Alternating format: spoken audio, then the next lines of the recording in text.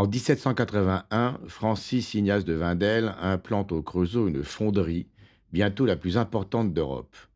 Elle fonctionne avec le charbon extrait sur place depuis le XVIe siècle.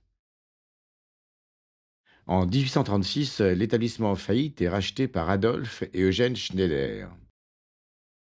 Les deux frères l'orientent vers les productions les plus modernes, aciers spéciaux, canons, rails, locomotives.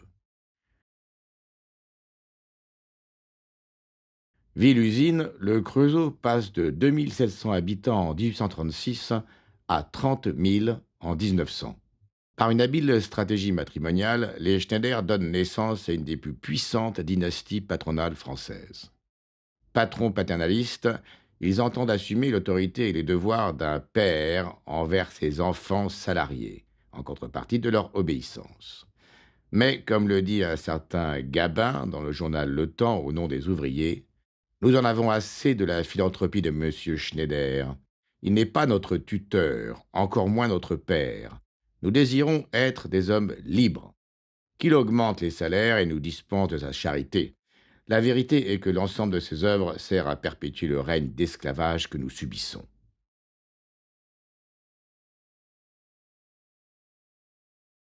Le Creusot connaît des grèves importantes en 1848, 1850 et 1870. 6 morts. Et une tentative de commune sur le modèle de celle de Paris en 1871. En 1899, les usines Schneider emploient 9000 ouvriers. À leur tête, Eugène II, petit-fils d'Eugène Ier, un des fondateurs, maire du Creusot, conseiller général et député de Saône-et-Loire. En raison d'un déficit de main-d'œuvre, les cadences augmentent de 25% sans compensation. La tension monte. En 6 mois, le Creusot va connaître 4 grèves générales. Acte 1, 16-17 mai 1899. Une première grève pour obtenir une augmentation se solde par un échec. Acte 2, 29 mai, 2 juin. Le 29 mai, 4000 ouvriers se mettent à nouveau en grève. Le 31 mai, un syndicat des ouvriers métallurgistes est créé. Le soir même, il compte 6000 adhérents. Le 2 juin, première victoire des ouvriers qui obtiennent une augmentation avec effet rétroactif. Acte 3, 20 septembre, 10 octobre 1899. Le 20 septembre, troisième grève générale. Après la mise à pied de 2 ouvriers, les grévistes demandent la reconnaissance du syndicat, la liberté de conscience et la suppression de la police occulte. Porteur d'enjeux politiques et sociaux exemplaires, le mouvement est suivi par toute la France. Des leaders socialistes comme René Viviani, Maxence Rold ou Aristide Briand viennent encourager les grévistes en prononçant des discours depuis un kiosque à musique. Le 27 septembre, manifestation réunissant 7000 personnes. Le 28 septembre, échec des négociations. Le 29 septembre, le journaliste socialiste Maxence Rold lance le projet d'une marche des ouvriers sur Paris. Le mouvement reçoit de nombreux soutiens, notamment de Dreyfusard. Le 4 octobre, les grévistes demandent l'arbitrage du gouvernement Waldeck-Rousseau qui compte pour la première fois un socialiste, Alexandre Millerand au ministère de l'Industrie. Le 7 octobre, la sentence arbitrale du gouvernement institue des délégués ouvriers. Elle est considérée comme une victoire par les grévistes. Le 9 octobre, manifestation de joie peinte par Jules Adler. Venu au Creusot, Adler assiste au défilé. Il prend des notes et réalise des croquis pour sa future toile.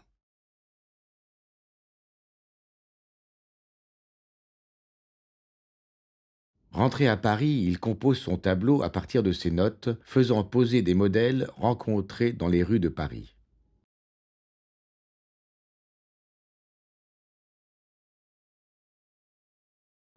Le cortège défile sur un boulevard longeant les usines. On reconnaît au fond la silhouette des puits jumeaux Saint-Pierre et Saint-Paul dont l'artiste avait réalisé un dessin. Mais Adler a ajouté des cheminées à gauche pour rendre les usines plus présentes. Le peintre représente une foule très dense se déplaçant de la gauche vers la droite. La scène est placée en légère contre-plongée pour accentuer l'effet de profondeur. Le décor industriel aux teintes assourdies n'occupant que le tiers supérieur du tableau. Alors que la masse compacte des manifestants disposés en frise se concentre dans la partie médiane, un groupe de personnages à l'avant du cortège s'avance vers le spectateur depuis un point de fuite situé à la même hauteur que la foule, mais à l'extérieur du cadre, accentuant ainsi la dynamique du mouvement. Ils viennent presque tous les bras ballants, très sobres de gestes, l'air très convaincu. Le cadrage est serré. En haut, on ne distingue qu'une fine bande de ciel couchant, ne laissant aucune échappée au regard. En coupant les pieds et la moitié du drapeau de la femme conduisant les grévistes, Adler la fait jaillir du tableau, ce qui lui confère une force exceptionnelle. L'artiste joue aussi sur les couleurs, animant de touches plus claires la masse sombre et peu distincte de la foule, visage, mains, mais aussi vêtements. La masse noirâtre tachée des robes rouges des femmes, des blouses bleu foncé, des femmes portant des enfants clairs sur noir. Des taches claires dans la foule viennent des robes des femmes. Dans cette foule, de nombreuses femmes de tous âges, très impliquées dans le mouvement. Le 24 septembre, elles ont défilé en chantant la carmagnole aux grandes dames de la presse qui les a décrites comme des harpies. Des jeunes filles dansent, des femmes s'embrassant. Les femmes sont toutes en cheveux. Des femmes vieilles tiennent des drapeaux. Les yeux des femmes. La présence d'enfants souligne le caractère pacifique de la manifestation. L'enfant au tambour évoque en même temps la participation des fanfares à tous les cortèges.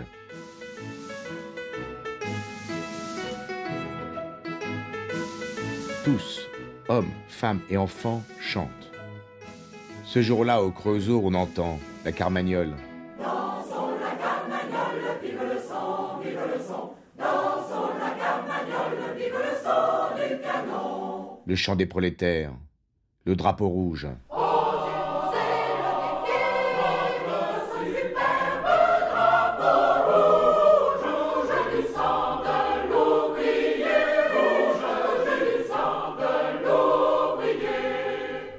L'international. C'est la lutte finale, groupons-nous et demain, l'international sera le genre humain. Et une version recomposée de la Marseillaise.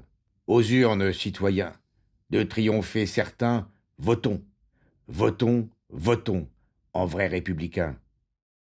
Parmi la foule anonyme se détache un personnage avec une barbe et un chapeau ressemblant beaucoup au peintre.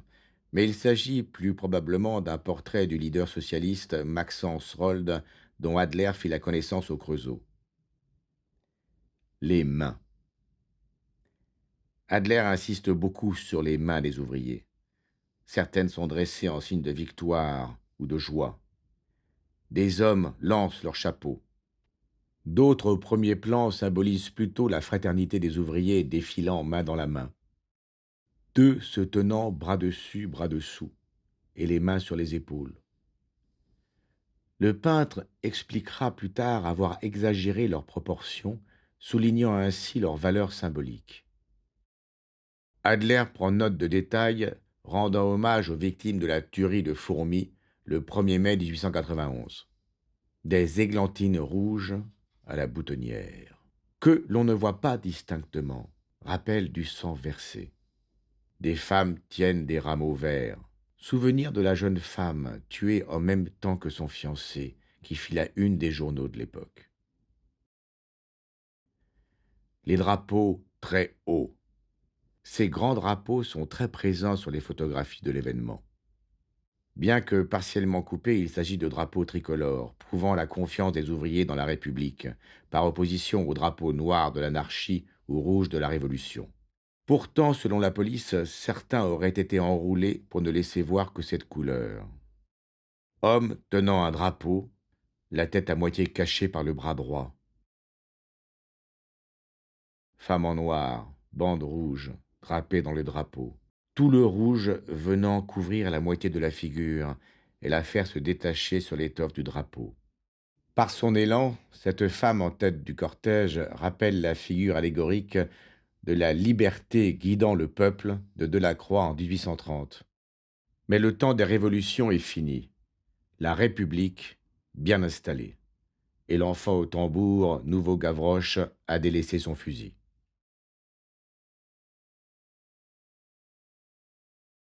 En réalité, l'arbitrage du gouvernement renvoie dos à dos le syndicat des ouvriers métallurgistes et les Schneider, n'obligeant pas ces derniers à reconnaître la représentativité du syndicat. Le 10 octobre, les ouvriers reprennent le travail. Le 29 octobre, les Schneider créent un contre-syndicat, dit jaune. Le 20 décembre, l'élection des délégués ouvriers est organisée. 6 mois plus tard, le 20 juin, un nouveau règlement intérieur stipule que les ouvriers pourront être renvoyés sans motif. Acte 4, 13-25 juillet. Quatrième grève générale. 800 grévistes tentent d'envahir l'usine. La troupe procède à de nombreuses arrestations. Les ouvriers syndiqués sont renvoyés ou partent d'eux-mêmes. Au total, ils sont 1200 à quitter les établissements Schneider. Les autres sont contraints de reprendre le travail sans aucune avancée.